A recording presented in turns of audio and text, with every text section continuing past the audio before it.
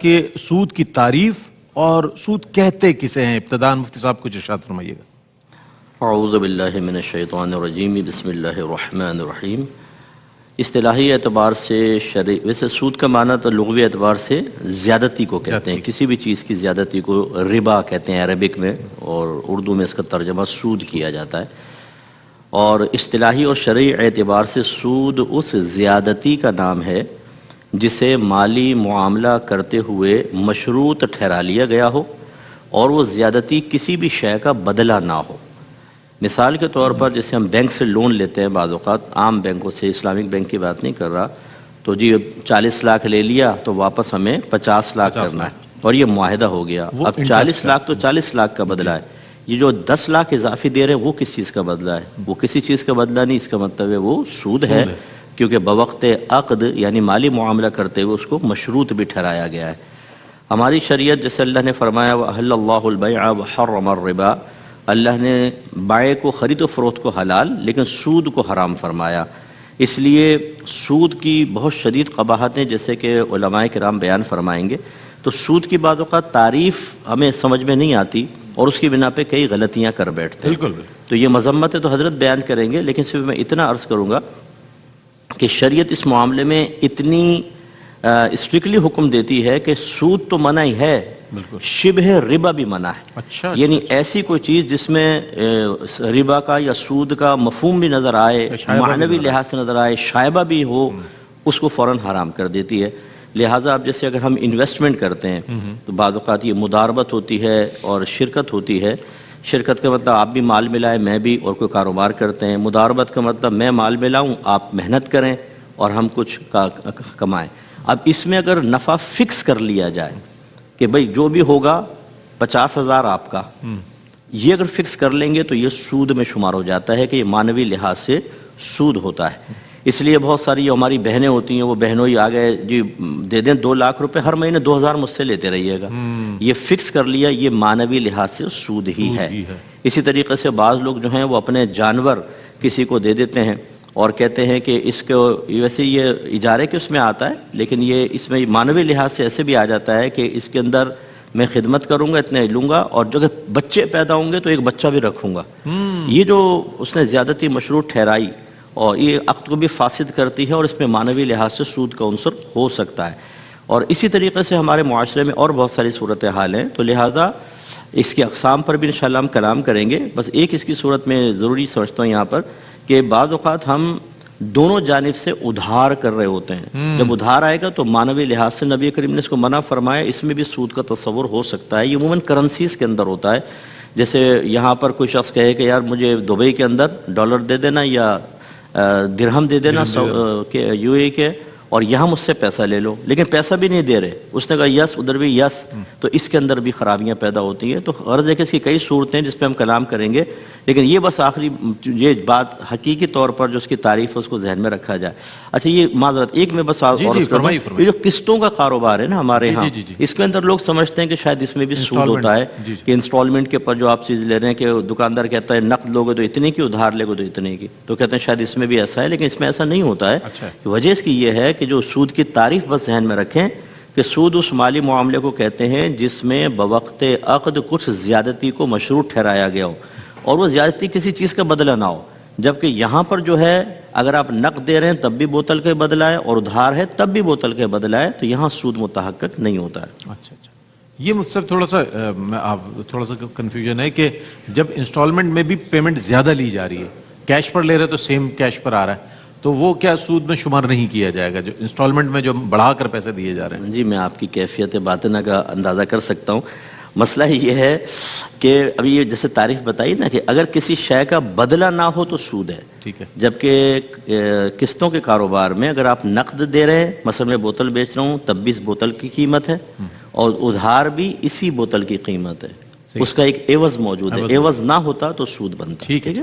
اور اب ہم جاننے کی کوشش کریں گے سود کی اقسام اور اس کے احکام تفصیلاً۔ مفتی محمد اقبال مدنی صاحب سے میں گزارش کروں گا کہ کچھ فرمائیے گا اس میں۔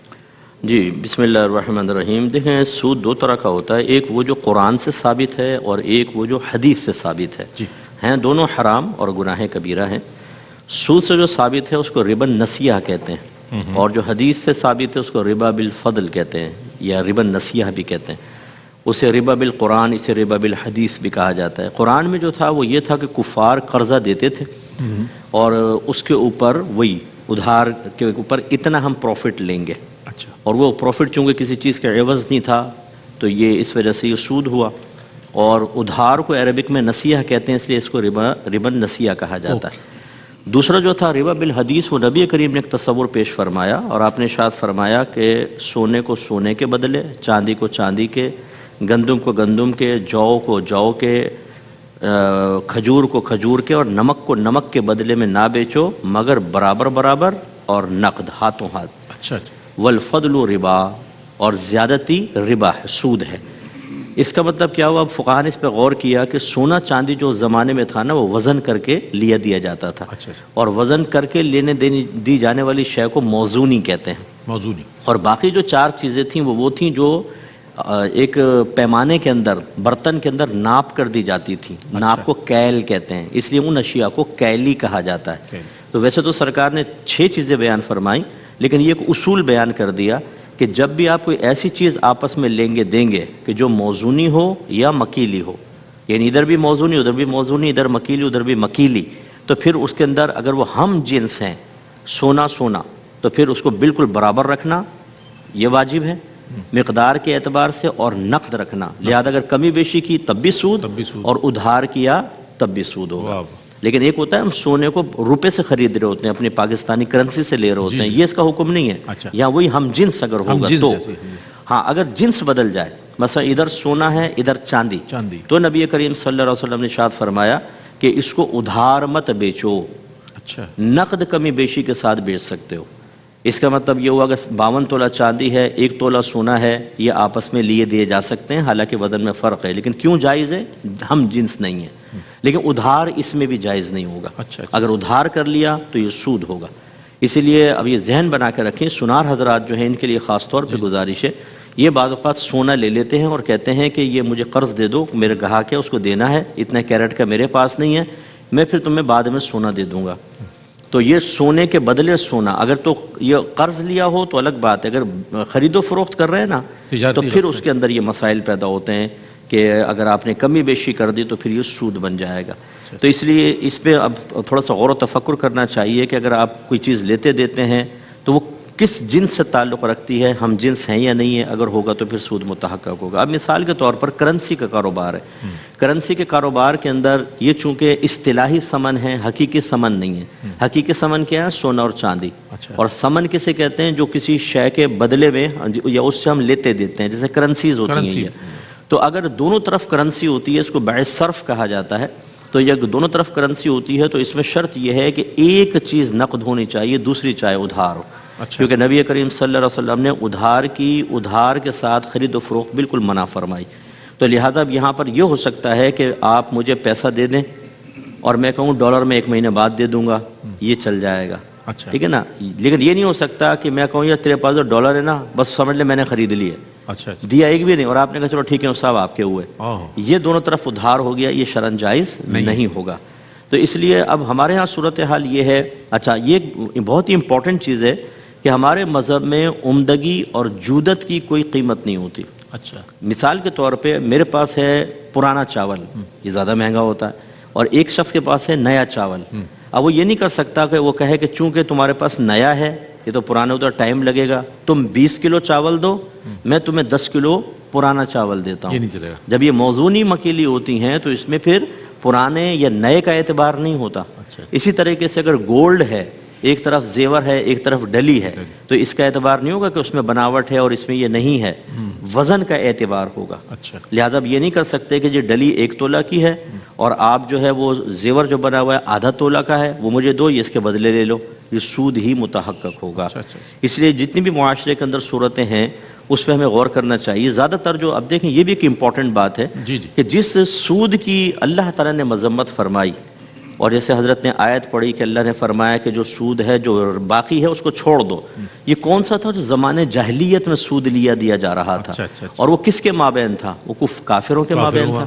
اس کا مطلب ہے کافروں کے مابین. اور کافر کون سے تھے؟ کافر حربی تھے. تو حربی کافر کے مابین بھی سود جاری ہوتا ہے. بہت سے حضرات ایک حدیث کو بنیاد بناتے ہیں کہ نبی کریم صلی اللہ علیہ وسلم نے ارشاد فرمایا کہ مسلمان اور کافر حربی کے مابین سود نہیں۔ بہت سے علماء نے اس کو قبول بھی کیا ہے، ان کی رائے سر آنکھوں پر ہے، لیکن نبی کریم صلی اللہ علیہ وسلم کے دور میں زمانہ جاہلیت میں جو سود چل رہا تھا وہ بھی حربیوں کے درمیان تو تھا، تو پھر اس کو سود ہی کہا گیا۔ تو اس لیے اب اس میں اختلاف ہوتا ہے، جیسے باہر کے بہت سے لوگ اس وقت یہ پروگرام دیکھ رہے ہوں گے کہ کیا باہر کے کافروں سے سودی لین دین شرعاً جائز ہے یا نہیں ہے۔ تو ایک علماء کا طبقہ ایسا ہے جس میں ہم بھی شامل ہیں، ہمارے استاد محترم مفتی الیاس رضوی صاحب، ان کے استاد محترم حضرت کیا نام تھا حضرت کا، وہ سید اسد نہیں حضرت صاحب نعمت الباری علامہ غلام رسول سیدی صاحب، علامہ غلام رسول سیدی صاحب کیا بات، رحمۃ اللہ علیہ، ہم لوگ اسی کے قائل ہیں کہ جو کافر ہیں وہاں پہ حربی کافر ہیں، لیکن ان سے بھی سودی لین دین شرعاً جائز نہیں ہے۔ اور بعض کہتے ہیں دارالحرب ہے، دارالحرب کے اندر یہ شرعاً جائز ہوگا۔ تو دارالحرب اگر مکے کو آپ تصور کریں، دارالحرب کا تصور وہاں سے آیا، تو وہاں دو چیزیں تھیں، ایک تو یہ کہ وہ کافر وہاں پہ کبھی اسلامی حکومت نہیں تھی نہ ابھی تھی، اس لیے دارالحرب، دوسرا یہ کہ وہاں پہ آپ پر اسلامی پابندیاں تھیں، آپ کوئی بھی چیز آزادی کے ساتھ نہیں کر سکتے تھے۔ لیکن آج کل آپ باہر کے ملکوں میں دیکھیں، جیسے امریکہ ہے، یو کے وغیرہ ہے، ان میں کبھی اسلامی حکومت نہیں رہی نہ ابھی ہے، تو اس لحاظ سے دارالحرب ہے، لیکن ہر طرح کی مذہبی ایکٹیویٹی آپ کے لیے بالکل جائز ہے، آپ کو روکتے نہیں ہیں۔ اس لیے پھر حکم یہ لگایا گیا کہ یہ حقیقتاً دارالکفر اور حکماً دارالاسلام ہے، اس لیے وہاں پر سود وغیرہ کو منع کیا جاتا ہے، اور بھی تفصیل انشاءاللہ پھر کیا بات ہے۔ ایک ہمارے جیسے طالب علم کے ذہن میں مفتی صاحب یہ بھی سوال آتا ہے کہ مذہبی بنیاد پر چاہے وہ ہیلے کے طور پر ہو یا مورگیج کے معاملات ہوں، اس کو پھر دینی طور پر استعمال کرنا اور اس کو کوئی نہ کوئی رنگ دینا اور اس کے جواز کی صورت پیدا کرنا، اس حوالے سے طالب علموں کے ذہن میں بہت سے سوالات پیدا ہوتے ہیں، کیا رہنمائی فرمائیں گے؟ جی میں سوچ رہا تھا آپ آخری پیغام لیں گے، جی پیغام بھی اس میں میں اس میں یہ بھی شامل کروں گا، یہ کہنا مقصود تھا۔ دیکھیں تین چیزیں ہیں، پہلی چیز تو یہ ہے کہ جب آپ کسی چیز کو منع کرتے ہیں جو معاشرے میں بہت زیادہ رائج ہو گئی ہے، تو آپ کو ایک آلٹرنیٹ کوئی نظام دینا لازم ہے۔ ٹھیک ہے، میں کہوں یہ حرام ہے، وہ کہے اچھا ٹھیک ہے میں چھوڑتا ہوں، اس کا متبادل کیا ہے، میں پرابلم اس کی سولو نہ کروں، تو پھر یہ بھی تو پھر لوگ کہاں جائیں گے بتائیں۔ اب مسئلہ یہ ہے کہ ہمارے اہل علم حضرات جو ہیں وہ ان معیاری کاموں میں لگنے کے بجائے، ہر ایک ایسا نہیں ہے، اگر سب ایسے ہو جاتے تو دین کا نظام ختم ہو چکا ہوتا۔ محنت کرنے والے ہیں، کوئی بیانات تک ہے، کوئی مطلب فتاوی کے ہے، کوئی اجتہاد کر رہے ہیں، لیکن جب آپ ایک شخص آپ سے آ کر کہتا ہے کہ مجھے اس کا آلٹرنیٹ بتاؤ، اور آپ کہیں کہ تم یہ چھوڑو، میں تمہیں وظیفہ بتاتا ہوں، بجلی کا بل کیسے کم ہو جائے گا تمہارا، لڑکی کیسے تمہارے قابو کے اندر آ جائے گی، تو آپ اس میں لگ جائیں گے، اور آپ کہیں گے ہمارے پاس حل نہیں ہے بھائی لیکن تم اس کو چھوڑ دو، وہ کہے گا میری پوری فیملی اس پہ ڈیپینڈ کر رہی ہے، میرا ایک کاروباری سرکل ہے، میری گیدرنگ ہے، میں یہ تو نہیں کر سکتا سب کو ختم کر کے، جیسے حضرت نے فرمایا کہ اس نے یہی کہا، لیکن اب وہ کیا ہے کہ اس کو ایک آلٹرنیٹ تو دینا کہ بھئی آپ یہ ختم کریں، ایسے آ جائیں، اور وہ آلٹرنیٹ ایک دم نہیں چل سکتا۔ آپ کا جب امپورٹ ایکسپورٹ آپ کرتے ہیں تو باہر والے اپنے نظام کے مطابق آپ سے ایگریمنٹ کریں گے، وہ آپ کے سودی نظام سے خالی نظام کے ساتھ ایگریمنٹ نہیں کریں گے۔ آپ کیا کریں گے پھر؟ اس کا مطلب ہے آپ سب امپورٹ ایکسپورٹ بند کر دیں اور اپنے ملک کے اندر چلانے کی کوشش کریں، نہیں کر سکتے۔ اس کا مطلب یہ معاملہ بہت بڑا ہے، یہ کوئی چھوٹا معاملہ نہیں ہے، خالی ہمارا بیان کر دینا آسان ہے کہ سود حرام اور ختم کر دیں، ایک نظام دینا بھی ضروری ہے۔ اور اب آپ کہیں گے مصعب چلیں آپ دیں پھر کوئی نظام، میں یہ عرض کرتا ہوں کہ میری اتنی کیپیسٹی نہیں ہے، لیکن علماء کو مل کر بیٹھنا چاہیے، اس پر ایک علمی مذاکرہ ہونا چاہیے، اور اس سے بالا تر یہ کون کس مسلک سے تعلق رکھتا ہے، کیونکہ یہ معاشی مسئلہ ہے، ہر ایک اس میں انوالو ہے، ہر ایک مسلک والا دوسرے مسلک والے کے ساتھ بھی کر رہا ہے، پھر فقہ جدا گانا ہوتے ہیں، اپنے اپنے اعتبار سے وہ اپنے اس کے ساتھ کر لیں، اور ایک اجتماعی طور پہ جب صورتحال ہو تو سب بیٹھ کر اس معاشی مسئلے کے اوپر گفتگو کریں اور کوئی متبادل حل نکال کر وہ پیش کریں، کانسٹیٹیوشن کا حصہ بنائیں، تو پھر برکت ہو سکتی ہے۔ زکوٰۃ کا نظام شامل کریں تو بہت اچھا ہو سکتا ہے، دیگر معاملات ہیں، اگر ہمارے مذہب اسلام میں جتنی بھی چیزیں ہیں ان کو صحیح طریقے سے رائج کیا جائے، اتنی برکات ہوں گی کہ آپ تصور نہیں کر سکتے ہیں۔ اللہ تعالیٰ اضافی امداد فرماتا ہے، ایک چیز تو یہ بہت ضروری ہے۔ دوسری بات یہ ہے کہ حضرت نے ہیلے کے بارے میں فرمایا کہ ہیلا کرتے ہیں تباہ ہو گئے، حضرت کے کہنے کا مقصد کیا ہے وہ تھوڑی وضاحت، کیونکہ ٹائم کم ہوتا ہے تو وہ نہیں کر پاتے۔ جو اجازت شرع کے بغیر ہو، اللہ تعالیٰ کی نافرمانی کو حلال کرنے کے قصد و ارادے کے ساتھ ہو، جیسے یوم السبت والوں نے کیا، بعض ہیلہ شرعی خود ہمارا مذہب پیش کرتا ہے. ہماری فقہ کی کتابوں میں سود کی جوازی صورتوں کے عنوان سے باقاعدہ چیپٹر قائم کیے گئے ہیں. نبی کریم صلی اللہ علیہ وسلم کے پاس خیبر والے آئے, انہوں نے عرض کیا رسول اللہ ہم اس طرح کرتے ہیں کہ ردی کھجوروں کو عمدہ کھجوروں کے بدلے میں لیتے دیتے ہیں, اس طرح کہ وہاں 6 کلو ادھر 4 کلو. سرکار نے فرمایا ایسا نہ کیا کرو, کیونکہ کمی بیشی ہوگی نا, ابھی میں نے بتایا تھا یہ موضوع مکیلی چیز ہے, اگر ایک ہی ہے لیکن اس میں فرق آ گیا. سرکار نے فرمایا تم ایسا کیا کرو, تم اس کی چیز خرید لیا کرو, وہ تمہاری چیز خرید لے. اچھا اچھا, یعنی تم وہ ردی والی کم پیسوں میں خرید لو, وہ عمدہ کو زیادہ پیسوں میں خرید لو, چیز بھی ادھر ادھر ہو جائے گی اور پیسہ بھی آ جائے گا. دوسری چیز یہ ہے. تیسری چیز جو ہے وہ بہت امپورٹنٹ ہے کہ بعض چیزیں ایسی ہوتی ہیں جس میں ایک مفتی صاحب حرام کا فتویٰ دے رہے ہوتے ہیں اور دوسرے جواز کا فتویٰ دے رہے ہوتے ہیں. اس میں عوام کو اجازت ہوتی ہے کہ وہ جس کو فالو کر رہے ہیں اس کو فالو کریں. یہ نہیں کریں کہ اس کا مطلب کا نکلا تو ادھر چلے گئے اور ان کا مطلب کا نظر آیا تو ادھر بھاگ گئے. ایسی صورتحال میں پھر کسی ایک کو فالو کریں. جیسے اسی دور میں بہت سے لوگ پرائز بانڈ کے نفع کو سود کہتے ہیں, جی, اسلامک بینکنگ کو مطلقاً حرام کہتے ہیں, لیکن ایک بہت بڑا طبقہ ایسا ہے جو ان کو جائز کہتا ہے. ہم بھی اس میں شامل ہیں. ہم کہتے ہیں کہ سود متحقق نہیں ہوتا پرائز بانڈ کے اندر.